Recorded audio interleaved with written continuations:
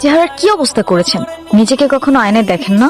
এ madam, আপনার জন্য যে প্রতিদিন এ জায়গায় দাঁড়ায় থাকি, লোকে দেখলে আমাদের কি বলবে? রোমিও। 1 মাসের জন্য গায়েব হয়ে লাভ হলো না। আপনি এখানে কি করছেন? যান। কালকে এইভাবে ভয় পেয়ে পালালেন কেন? আমি পালাইছি। দেখলেন একটা মেয়েকে 2টা ছেলে মিলে টিচ করতেছে, কোথায় প্রতিবাদ করবেন হেঁটে চলে গেলেন। কিভাবে পারলেন? তখন তো আপনিই বললেন চলে যাইতে। আবার যদি মাথা ঘুরে পড়ে যাইতাম তখন তো টেনে তুলতেনও না। বুঝেছি, আপনি একটা খালি বাল্লি। আর আমরা যান। ওরা আপনার জান। আরে ধুর, আপনাকে যেতে বলছি। দোয়া কর ভাই। না মানে আমার মা বলতো আজানের সময় দোয়া নাকি আল্লাহ কবুল করে।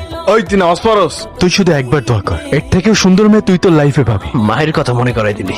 আমার মায়ও বলতে কথা, মায়েরও কখনো মিথ্যা বলে না। কি ব্যাপার? কি এমন শোনালেন যে ওরা এইভাবে চলে গেল? যে শব্দে সত্য থাকে সেই শব্দ মানুষকে ভালো থাকতে শেখায়। ওরা আর আপনাকে কখনো ডিস্টার্ব করবে না। আচ্ছা, সরি। আমার দাদু বলতো শব্দ নাকি তীরের মতো, একবার বেরিয়ে গেলে সেটাকে আর ফেরানো যায় না। তাই কাউকে কিছু বলতে গেলে সেটা ভেবেচিন্তে তারপরে বলতে হয়। আমি তিথি। আর আমি শাহরুখ খান। এটাই প্রথমবার কারো মুখে হাসি দেখে বুকের মধ্যে কেমন যেন একটা মোচড় দিয়ে ওঠে। কে জানে, কেই বা জানে, হয়তো এই মোচড়টাই ভালোবাসা। তার মানে আপনার নাম মান্নাত। আপনার সাথে পরিচিত হয়ে ভালো লাগলো। আজ তাহলে আমি আসি। তেথে, ইয়েস। হয়তো আজকের পর আপনার সাথে আমার আর কখনো দেখা নাও হতে পারে। হবে দেখা আবার। হ্যালো মা, কেমন আছো তুমি? কিভাবে ভালো থাকি বাবু?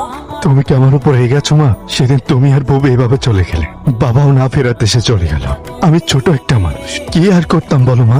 আমি না অনেকদিন ধরে ঘুমাতে পারি না। ছোটবেলায় তুমি আমাকে কোলে টেনে যেভাবে ঘুম পাড়াতে, ওভাবে ঘুম পাড়াতে পারবে মা? 21টা বছর আমি সেজন্যই বেঁচে আছি বাবু। কাল আমার সাথে তুমি দেখা করতে পারবে? হ্যাঁ মা, তুমি চাইলে আমি এখনই আসি। না না, কাল বিকেলে তুমি ধান খোলায় চলে এসো।